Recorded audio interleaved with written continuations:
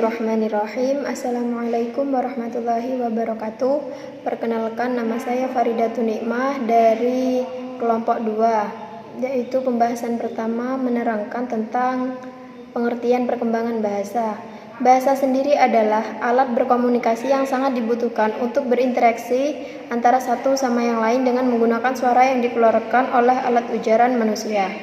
Bahasa juga merupakan sarana berpikir, sarana untuk menghadirkan diri sendiri, premis, dasar metode Berlitz yang menyatakan bahwa pelajaran bahasa kedua haruslah lebih menyerupai pembelajaran bahasa pertama. Banyak interaksi, lisan aktif, penggunaan spontan bahasa tanpa penerjemah antara bahasa pertama dan bahasa kedua, dan sedikit atau tidak sama sekali tanpa kaidah gramatikal. Pertama, anak harus menggunakan bahasa untuk berkomunikasi atau berbicara dengan orang lain. Kemampuan ini disebut dengan kemampuan bahasa secara internal, eksternal, dan menjadi dasar bagi kemampuan berkomunikasi kepada diri sendiri. Pengaruh orang dewasa sangat penting dalam mengembangkan kemampuan bahasa anak secara eksternal. Orang dewasa memperkaya kosakata anak. Ia memberikan contoh tentang cara-cara berkomunikasi dengan bahasa yang baik dan benar. Kedua, transisi dari kemampuan berkomunikasi secara eksternal kepada kemampuan berkomunikasi secara internal membutuhkan waktu yang cukup panjang. Transisi ini terjadi pada fase praoperasional, yaitu pada usia 2-7 tahun. Selama masa ini, berbicara pada diri kita sendiri merupakan bagian dari kehidupan. Pada saat ini, anak sangat senang bermain bahasa dan bernyanyi. Pada usia 4-5 tahun. Ketiga, pada perkembangan selanjutnya, anak akan bertindak tanpa berbicara. Apabila hal terjadi, maka anak telah mampu menginterlasikan perkembangan egosentris atau berdasarkan sudut pandang sendiri. Dalam percakapan di dalam anak sendiri, anak yang banyak melakukan kegiatan berbicara pada diri sendiri yang dilanjutkan berbicara dalam diri sendiri lebih memiliki kemampuan sosial daripada anak yang pada fase praoperasional kurang melakukan kegiatan tersebut. Dan pembahasan selanjutnya akan dilanjutkan oleh Witri Handini. Secara umum, perkembangan bahasa anak dibagi menjadi 2 tahap, yaitu pertama, tahap pralinguistik. Tahap ini berlangsung pada fase bayi. Si kecil berusaha melakukan komunikasi dengan ibunya dan orang-orang di sekitarnya dengan cara menangis, menjerit, dan tertawa. Kemampuan ini akan meningkat dengan bentuk komunikasi yang lebih verbal, yaitu ia mulai dapat mengoceh meski kata-kata yang ia ingin ucapkan masih belum jelas. Yang kedua, tahap linguistik. Tahap ini adalah fase di si kecil belajar berbicara. Pada tahap ini, anak sudah dapat mengucapkan kata-kata dengan baik seperti orang dewasa. Ia juga sudah dapat merangkai banyak kata dalam satu kalimat. Periode kritis perkembangan kemampuan berbahasa anak terjadi pada tahap usia dini, yakni sejak ia lahir sampai berusia 6 tahun. Berikut perkembangan bahasa anak usia dini berdasarkan tahapan usia. 0-12 bulan, si kecil sudah dapat merespon suara, menunjukkan ketertarikan sosial terhadap wajah dan orang, babbling atau mengulang konsonan atau vokal, memahami perintah verbal, dan mampu menunjuk ke arah yang diinginkannya. Umumnya, bayi mulai dapat berucap usia 10-16 bulan. Setelah sebelumnya, ia banyak mengoceh. Biasanya, kata-kata yang pertama kali diucapkan si kecil adalah nama atau panggilan orang-orang di sekitarnya. 1-2 tahun, si kecil sudah bisa memproduksi dan memahami kata-kata tunggal, mampu menunjuk bagian-bagian tubuh, dan perbendaharaannya katanya meningkat pesat. Si kecil mulai memahami makna di balik pernyataan maupun instruksi sederhana seperti lempar bola, ambil mainan, dan tepuk tangan. Menurut para ahli, rata-rata bayi mengalami ledakan bahasa di usia 19-20 bulan. Pada saat ini, anak bisa mempelajari kata-kata baru hingga 9 kata per hari. 2-3 tahun, si kecil mampu memahami percakapan yang familiar, misalnya oleh keluarga, mampu melakukan percakapan melalui tanya jawab, dan mampu bertanya kenapa ia sudah mampu mengucapkan kalimat yang terdiri atas 2 kata atau lebih, seperti ndak mau, tanpue atau makan kue, patu, apa itu, meski pengucapannya belum sempurna. 3-4 tahun. Seiring meningkatnya keterampilan si kecil dalam bersosialisasi, kemampuan berbicaranya pun semakin membaik. Pemahaman kosakatanya semakin luas. Ia telah mampu memahami konsep-konsep warna, bentuk, ukuran, peristiwa, rasa, tekstur, dan bau. Pada usia ini, si kecil senang berkomunikasi dengan teman atau anak lain seusianya. Ia juga memiliki rasa ingin tahu yang besar, sehingga sering mengajukan berbagai pertanyaan seperti apa ini, kenapa begini, dari mana datangnya ini, dan lain-lain. 4-5 tahun. Kemampuan bicara anak usia 4-5 tahun hampir sama dengan orang dewasa. Pada usia ini, si kecil sudah bisa membedakan kata kerja dan kata ganti, seperti makan, minum, mandi, dan tidak mau. Hal yang mungkin juga menakjubkan bagi ibu, si kecil kini sudah bisa memberikan kritik, mengajukan banyak pertanyaan, bahkan menyuruh atau memberitahu. 5-6 tahun. Pada usia ini, perkembangan bahasa anak sudah sangat kompleks.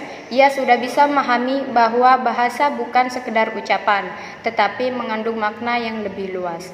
Melalui bahasa, si kecil dapat menyatakan pendapatnya, mengekspresikan keinginan, penolakan, dan kekagumannya, berinteraksi dengan teman-teman sebayanya, dan berimajinasi. Materi selanjutnya akan disampaikan oleh Saudari Dina Kamelia. Perlu diketahui bahwa perkembangan bahasa pada anak merupakan salah satu aspek dari beberapa tahapan perkembangan anak yang seharusnya menjadi perhatian orang tua di rumah dan guru di sekolah. Faktor-faktor yang mempengaruhi perkembangan bahasa anak yakni: pertama, anak harus menggunakan bahasa untuk berkomunikasi atau berbicara dengan orang lain. Kemampuan ini disebut dengan kemampuan bahasa secara eksternal dan menjadi dasar bagi berkomunikasi kepada diri sendiri. Kedua, transisi dari kemampuan berkomunikasi secara eksternal kepada kemampuan berkomunikasi secara internal membutuhkan waktu yang cukup panjang. Transisi ini terjadi pada fase praoperasional, yaitu pada usia 2-7 tahun. Selama masa ini, berbicara pada diri sendiri merupakan bagian dari kehidupan anak. Ia akan berbicara dengan berbagai topik dan tentang berbagai hal, melompat dari satu topik ke topik lainnya. Ketiga, pada perkembangan selanjutnya, anak akan bertindak tanpa berbicara apabila hal ini terjadi. Maka anak telah mampu menginternalisasi percakapan egosentris atau berdasarkan sudut pandang sendiri ke dalam percakapan di dalam diri sendiri. Sedangkan berdasarkan pendapat yang dikemukakan Petty dan Jensen, ada 4 faktor yang mempengaruhi perkembangan bahasa, yaitu berbedanya cara bagaimana si anak mempelajari bahasa tersebut, berbedanya jenis bahasa yang dipelajari si anak, berbedanya karakteristik kepribadian anak, dan berbedanya lingkungan tempat proses pembelajaran bahasa itu terjadi. Kesimpulan dari uraian di atas dapat ditegaskan bahwa faktor-faktor yang mempengaruhi perkembangan bahasa pada anak usia dini diantaranya umur anak, kondisi lingkungan, kecerdasan anak, status sosial ekonomi keluarga, dan kondisi fisik. Materi selanjutnya akan disampaikan oleh Saudari Indah Anggrayani. Tahap-tahap atau proses pemerolehan bahasa pertama anak. Tahap pemerolehan bahasa pertama berkaitan dengan perkembangan bahasa anak. Hal ini dikarenakan bahasa pertama diperoleh seorang pada saat ia berusia anak-anak. Ardiana dan Samsul Shadiq membagi tahap pemerolehan bahasa pertama menjadi 4 tahap, yaitu: tahap pertama, tahap pemerolehan kompetensi dan performansi. Dalam memperoleh bahasa pertama, anak mengambil 2 hal abstrak dalam teori linguistik, yaitu kompetensi dan performansi. Kompetensi adalah pengetahuan tentang gramatika bahasa ibu yang dikuasai anak secara tidak sadar. Gramatika itu terdiri atas 3 komponen, yaitu semantik, sintraksis, dan fonologi, dan diperoleh secara bertahap. Pada tataran kompetensi ini terjadi proses analisis untuk merumuskan pemecahan-pemecahan masalah semantik, sintaksis, dan fonologi. Sebagai pusat pengetahuan dan pengembangan kebahasaan dalam otak anak, kompetensi memerlukan bantuan performansi untuk mengatasi masalah kebahasaan anak. Performansi adalah kemampuan seorang anak untuk memahami atau mendekodekan dalam proses reseptif dan kemampuan untuk menuturkan atau mengkodekan dalam proses produktif, sehingga dapat kita gambarkan bahwa kompetensi merupakan bahannya dan performansi merupakan alat yang menjadi atau menjembatani antara bahan dengan perwujudan fonologi bahasa. Tahap yang kedua yaitu tahap pemerolehan semantik. Pemerolehan sintaksis bergantung pada pemerolehan semantik. Yang pertama diperoleh oleh anak bukanlah struktur sintaksis, melainkan makna atau semantik. Sebelum mampu mengucapkan kata sama sekali, anak-anak rajin mengumpulkan informasi tentang lingkungan. Anak menyusun fitur-fitur semantik atau sederhana terhadap kata yang dikenalnya, yang dipahami dan dikumpulkan oleh anak itu akan menjadi pengetahuan tentang dunianya. Pemahaman makna merupakan dasar pengujaran tuturan. Tahap yang ketiga yaitu tahap pemerolehan sintaksis. Konstruksi sintaksis. Pertama, anak normal dapat diamati pada usia 18 bulan. Meskipun demikian, beberapa anak sudah mulai tampak pada usia setahun dan anak-anak yang lain di atas 2 tahun. Pemerolehan sintaksis merupakan kemampuan anak untuk mengungkapkan sesuatu dalam bentuk konstruksi dan susunan kalimat. Konstruksi itu dimulai dari rangkaian 2 kata. Konstruksi 2 kata tersebut merupakan susunan yang dibentuk oleh anak untuk mengungkapkan sesuatu. Anak mampu untuk memproduksi bahasa sasaran untuk mewakili apa yang ia maksud. Pemakaian dan pergantian kata-kata tertentu pada posisi yang sama menunjukkan bahwa anak telah menguasai kelas-kelas kata dan mampu secara kreatif memvariasikan fungsinya. Contohnya adalah ayah datang dan kata tersebut dapat divariasikan anak menjadi ayah pergi atau ibu datang. Tahap yang keempat yaitu tahap pemerolehan fonologi. Secara fonologis, anak yang baru lahir memiliki perbedaan organ bahasa yang amat mencolok dibanding orang dewasa. Berat otaknya hanya 30% dari ukuran orang dewasa. Rongga mulut yang masih sempit itu hampir dipenuhi oleh lidah. Bertambahnya umur akan melebarkan rongga mulut. Pertumbuhan ini memberikan ruang gerak yang lebih besar bagi anak untuk menghasilkan bunyi-bunyi bahasa. Pemerolehan fonologi atau bunyi-bunyi bahasa diawali dengan pemerolehan bunyi-bunyi dasar. Menurut Jackson dalam Ardiana dan Samsul Sodik, bunyi dasar dalam ujaran manusia adalah P, A, I, U, T, C, M, dan seterusnya. Kemudian pada usia 1 tahun, anak mulai mengisi bunyi-bunyi tersebut dengan bunyi lainnya. Misalnya, P dikombinasikan dengan A menjadi PA, dan M dikombinasikan dengan A menjadi MA. Setelah anak mampu memproduksi bunyi, maka seiring dengan berjalannya waktu, anak akan lebih mahir dalam memproduksi bunyi. Hal ini dipengaruhi oleh lingkungan kognitif dan juga alat ucapannya. Baik, di sini saya akan melanjutkan materi dari Indah Anggraini. Gangguan perkembangan bahasa pada anak. Gangguan bicara dan bahasa adalah salah satu penyebab terhambatnya tumbuh kembang anak yang sering ditemui. Adapun gangguan yang sering dikeluhkan orang tua yaitu keterlambatan bicara. Gangguan ini tampaknya semakin hari meningkat.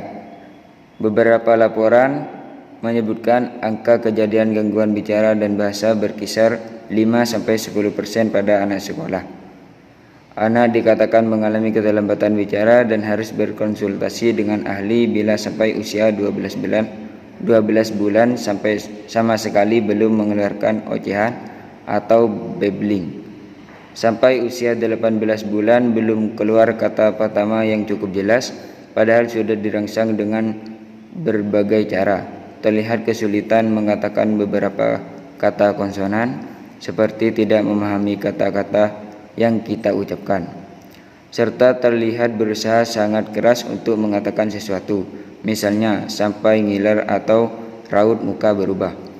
Penyebab keterlambatan bicara sangat luas dan banyak, ada yang ringan sampai yang berat, mulai yang bisa membaik hingga yang sulit dikoreksi. Yang pasti semakin dini mendeteksi keterlambatan bicara, maka semakin baik kemungkinan pemulihan gangguan tersebut. Ada beberapa gangguan yang perlu diperhatikan oleh orang tua. Yang pertama, disfasia, gangguan perkembangan bahasa yang tidak sesuai dengan perkembangan kemampuan anak seharusnya. Ditengarai gangguan ini muncul karena adanya ketidaknormalan pada pusat bicara yang ada di otak. Anak dengan gangguan ini pada usia setahun sebelum bisa mengucapkan kata spontan yang bermakna, misalnya mama atau papa. Kemampuan bicara reseptif, menangkap pembicaraan orang lain, sudah baik, tapi kemampuan ekspresif, menyampaikan suatu maksud, mengalami keterlambatan karena orang bicara sama dengan orang makan. Maka bisanya anak ini mempunyai masalah dengan makan atau menyedot susu dari botol. Yang kedua, gangguan disintegratif pada kanak-kanak. Pada usia 1 sampai 2 tahun, anak tumbuh dan berkembang dengan normal, kemudian kehilangan kemampuan yang telah dikuasainya dengan baik. Anak berkembang normal pada usia 2 tahun pertama seperti kemampuan komunikasi, sosial, bermain, dan perilaku. Namun kemampuan itu terganggu sebelum usia 10 tahun. Yang terganggu diantaranya adalah kemampuan bahasa, sosial, dan motorik. Yang ketiga, sindrom Asperger. Gejala khas yang timbul adalah gangguan interaksi sosial, ditambah gejala keterbatasan dan pergaulan dan pengulangan perilaku, ketertarikan, dan aktivitas. Anak dengan gangguan ini mempunyai gangguan kualitatif dan interaktif sosial, ditandai dengan gangguan penggunaan beberapa komunikasi nonverbal, mata, pandangan, ekspresi wajah, sikap badan, tidak bisa bermain dengan anak sebaya, kurang menguasai hubungan sosial dan emosional. Yang keempat, gangguan multisystem development disorder, digambarkan dengan ciri-ciri mengalami problem komunikasi, sosial, dan proses sensoris. Ciri-cirinya yang jelas adalah reaksi abnormal, bisa kurang sensitif atau hipersensitif terhadap suara, aroma, tekstur, gerakan, suhu, dan sensasi indera lainnya. Sulit berpartisipasi dalam kegiatan dengan baik, tetapi bukan karena tertarik minat berkomunikasi dan interaksi, tetap normal tetapi tidak bereaksi secara optimal dan dalam interaksinya. Ada masalah yang terkait dengan keteraturan tidur, selera makan, dan aktivitas rutin lainnya. Mungkin cukup sekian penjelasan dari kelompok 2 mengenai perkembangan bahasa pada anak. Kurang lebihnya mohon maaf. Saya akhiri. Wassalamualaikum warahmatullahi wabarakatuh.